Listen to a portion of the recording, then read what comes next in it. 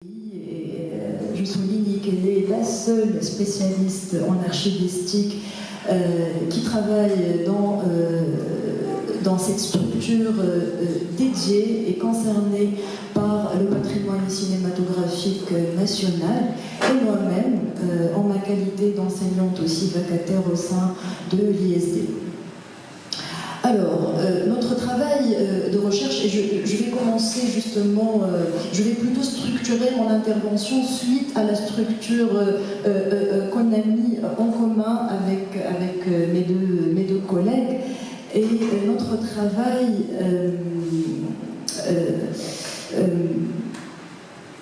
justement se concentre sur une approche analytique des pratiques archivistiques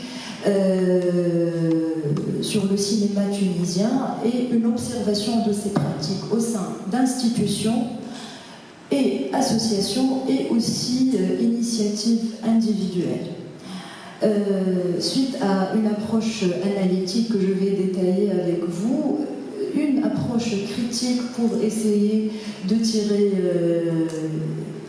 ce qui est positif et les limites aussi de notre réalité nationale. En ce qui concerne les pratiques archivistiques institutionnelles, déjà on remarque forcément une dispersion générale au niveau de la cartographie de ces fonds. Déjà au sein de l'institution même, une partie de cette mémoire toujours gérée par la direction cinéma, une autre partie à partir de 2012 est gérée par le Centre national de cinéma de l'image. Une autre remarque très importante qui est l'intérêt apporté aux archives non-films. On remarque toujours, et d'une manière très flagrante, un intérêt au film uniquement, au support audiovisuel uniquement, et une négligence totale de l'écosystème archivistique et documentaire autour d'un film. Donc les archives non-films qui sont les affiches, le scénario, les écrits critiques et tout support en rapport avec la production d'un film. Donc même les papiers administratifs, les repérages, les photos de tournage et autres. Donc une absence totale de ce genre de documents au sein de ces pratiques archivistiques institutionnelles. Autre chose qu'on a pu remarquer et constater, c'est qu'il y a une réelle difficulté d'imposer un système de dépôt légal afin de garantir une documentation au fur et à mesure pour garantir une accessibilité à cette mémoire cinématographique pour le futur. Donc déjà, une mémoire dispersée en ce qui concerne le passé, tout en sachant que le ministère des Affaires culturelles est fondé depuis 1961. Après 20 ans de sa création, il y a bien eu une création d'un centre de documentation et statistique depuis 1981, maintenant complètement disparu. Il y a bien eu plusieurs tentatives de lancer une cinémathèque tunisienne depuis Sophie Ngoni et après en 2018. Et ce qui est malheureux, c'est qu'il y a bien une cinémathèque nationale, comme Mohamed aussi l'a bien souligné, mais avec un fonctionnement très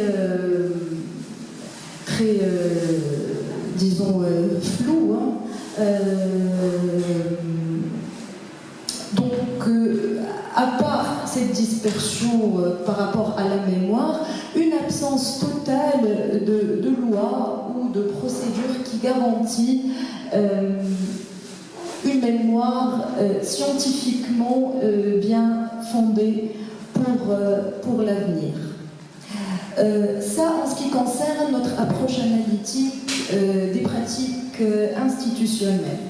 En ce qui concerne maintenant les associations, et dans notre projet de recherche, on cite forcément la FTCC comme première structure associative qui a joué un rôle fondamental dans la culture cinéphilique en Tunisie.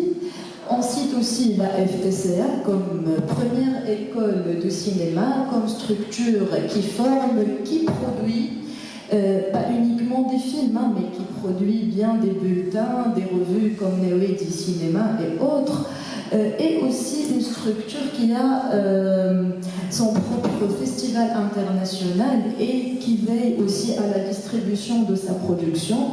Donc on analyse vraiment les pratiques archivistiques au sein de cette structure. On cite aussi la TPCC comme l'association, la seule association qui veille à la promotion de la critique cinématographique et qui produit des archives non-films aussi, qui sont bien des revues et des articles. Et aussi l'expérience d'une association moins récente qui est la RFT et qu'on trouve qu'elle a essayé de combler un vide institutionnel aussi qui est la documentation de la production nationale annuelle en travaillant sur un catalogue qui documente toute la production subventionnée et non subventionnée. Et là, il me semble que j'ai loupé un détail en ce qui concerne les institutions. En fait, je reviens, je m'excuse, j'en reviens parce que c'est important. Les institutions du cinéma en Tunisie ne documentent que la production subventionnée. Les projets de films subventionnés, je dis projet parce que c'est plus juste comme terme, parce qu'il y a plusieurs étapes pour subventionner un projet de film. Il y a des films documentés qui sont que des scénarios. Et aussi, il y a des films qui sont finis, et aussi des films qui ont bénéficié de la commission d'achat, donc films indépendants, créés d'une manière indépendante, mais qu'on trouve leurs traces dans les catalogues institutionnels, puisqu'ils ont bénéficié d'une subvention de l'État. Donc finalement, la logique archivistique des institutions ne prend en considération que les films subventionnés. Et elle néglige complètement toute production alternative ou indépendante. Et dans notre article, justement, on cite les statistiques et les chiffres, et le pourcentage de la production indépendante est important, surtout en termes de documentaire. Donc réellement, quand on analyse les pratiques archivistiques en rapport avec cinéma au sein des institutions, on remarque clairement qu'il n'y a aucun souci patrimonial des institutions. Réellement, c'est ce qu'on constate clairement, disons. Je reviens maintenant aux associations. J'étais obligée de revenir, parce que c'est un détail important. Je reviens vers les pratiques archivistiques au sein des associations, et j'étais en train de parler de la RFT, qui était malheureusement une expérience importante, parce que justement, comme je disais, elle a fait un travail de documentation par rapport à toute la production nationale, court, long, documentaire, fiction, sans sélection, et aussi donc un catalogue annuel de la production, un document qu'on ne trouve pas dans le ministère concerné par le cinéma, et aussi une semaine rencontre du cinéma tunisien avec une projection de toute cette production de manière gratuite. En tout cas, c'est un exemple qu'on cite clairement dans notre recherche.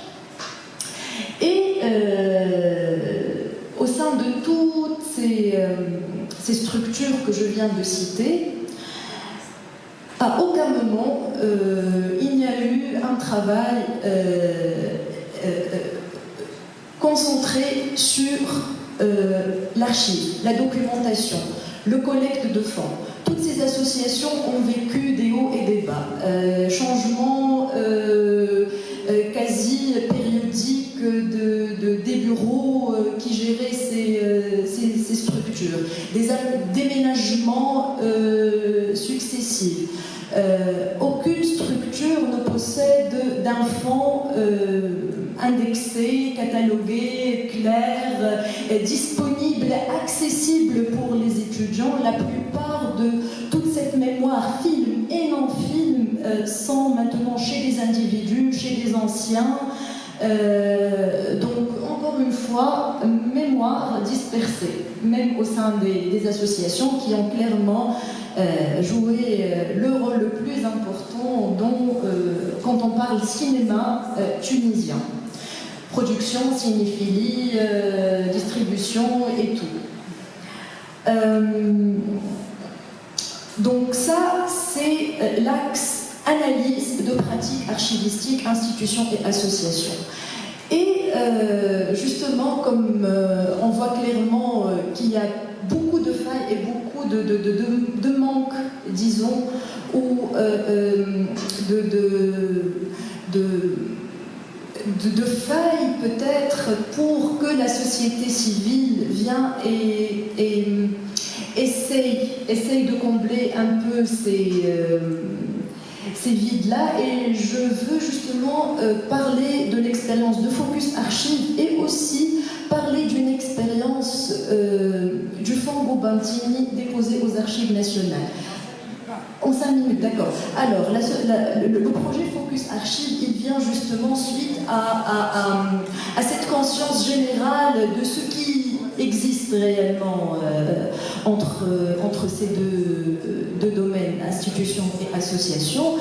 Et il a une approche différente, en fait. Il veille, ce projet-là, Focus Archive, porté par l'association Focus Games, qui est une initiative régionale qui a l'ambition de sensibiliser sur toute la chaîne documentaire. Donc, dès l'acquisition de fonds d'archives jusqu'à la valorisation de ces fonds, en passant par le traitement dans ces différentes étapes, jusqu'à la valorisation dans différentes manières et formes. Et ce projet, justement, il a commencé par aller chercher des fonds d'archives régionales à la région de Games. Et on a fait pratiquement du porte-à-porte, limite. Hein. On est allé derrière des traces de fonds d'archives.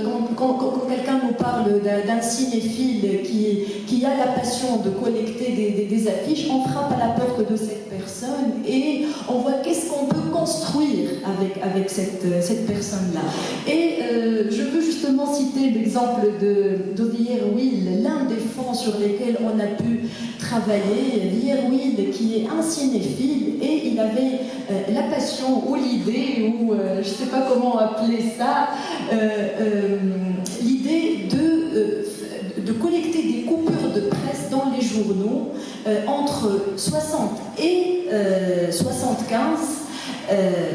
Dès qu'il trouve un journal, il coupe tout ce qui est en rapport avec cinéma, en général. National, international, agenda de salle, portrait d'un acteur, une affiche, peu importe, tout ce qui est cinéma avec grand C. Et il collait ses coupures dans son propre cahier avec un ordre chronologique, et dès qu'il voit un film dans une salle, il mentionne avec son stylo « vu » sur le film. Et quand on a fait un appel à donation dans le cadre de ce projet Focus Archive, il était sensible à notre cause et il a fait une donation de ce cahier. Donc on s'est trouvé face à un fonds unique, incroyable, l'histoire du cinéma, 15 ans de l'actualité du cinéma dans un cahier. Et grâce à ce geste conscient de donation, on a pu créer toute une série d'ateliers et de formations dans les métiers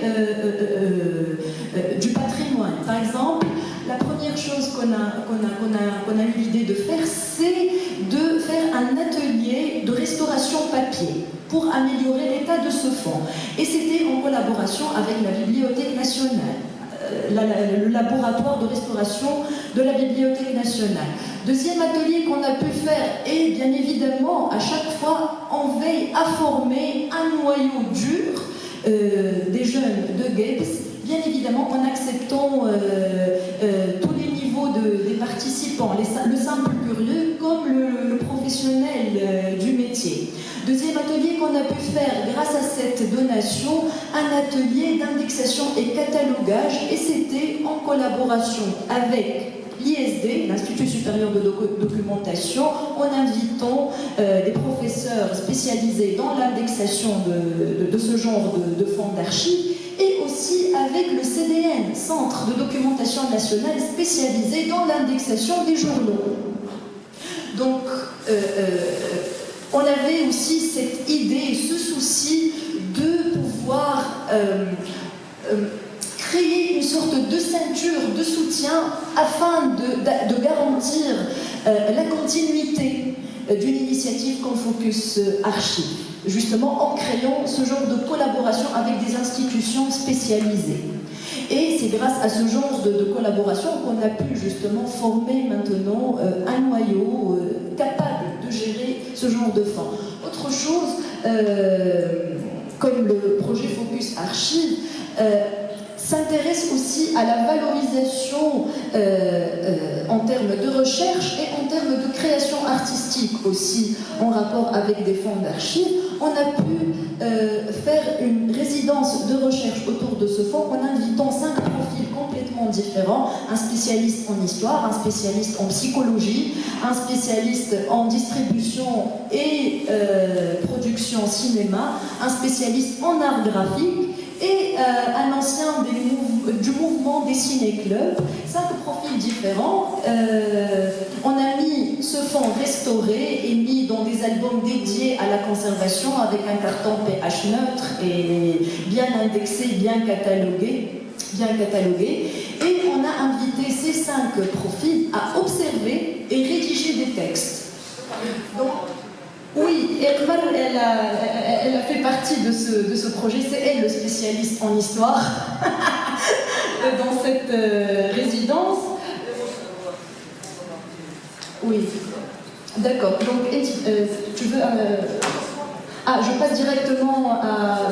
Alors, Fonds Gubantini est justement, c'est ce qu'on appelle, d'une manière directe, un modèle hybride. Un modèle hybride en termes de pratique archivistique. En fait, le groupe Fonds Gubantini, qui est une société de distribution au cinéma en Tunisie, c'est une société privée, hein, donc elle n'a pas forcément un souci patrimonial ou archivistique, mais c'est une société qui a fonctionné dès les années 60 et jusqu'à présent, et elle avait un fonds donc de bobines, film 35 forcément positif, c'est des copies de projection, films tunisiens et étrangers, donc tous les films qui ont circulé dans les salles de cinéma en Tunisie. Et avec le fonds 35 mm, il y a toute la paperasse, la documentation administrative de cette société de distribution. Et on parle d'une activité début années 60 jusqu'à fin année 2000, jusqu'à le passage vers le digital. Donc, et dans ces papiers, on trouve des fiches de distribution par titre de film. Donc, on a chaque film où il a été passé. On a des fiches de publicité, chaque film, quel support publicitaire a été affiché sur les façades des salles. On a des dossiers par région. Par exemple, la région de Gex, quelle salle de cinéma et quel titre de film. Donc c'est une documentation incroyable. C'est une mine d'informations pour tout chercheur en cinéma, en sociologie, en histoire, en toutes spécialités confondues. Ce fonds, il allait être jeté carrément, carrément. Sauf cette justement initiative individuelle et pas garantie pour d'autres fonds aussi importants, on a eu l'idée de proposer aux Archives nationales juste d'accueillir ce fonds-là, faire le travail nécessaire en termes de traitement, catalogage, indexation, conservation si nécessaire pour le papier et aussi pour la pellicule, et le mettre à la disposition de la recherche. Donc c'était ça l'accord, et je pense que ce modèle-là est en soi un cas assez spécial et bénéfique. Clairement, j'ai plus de temps pour aller plus dans le détail, mais en tout cas, tous ces données sont en train d'être bien rédigées pour l'article et la publication, j'espère. Je vous remercie et je m'arrête là. Merci à vous.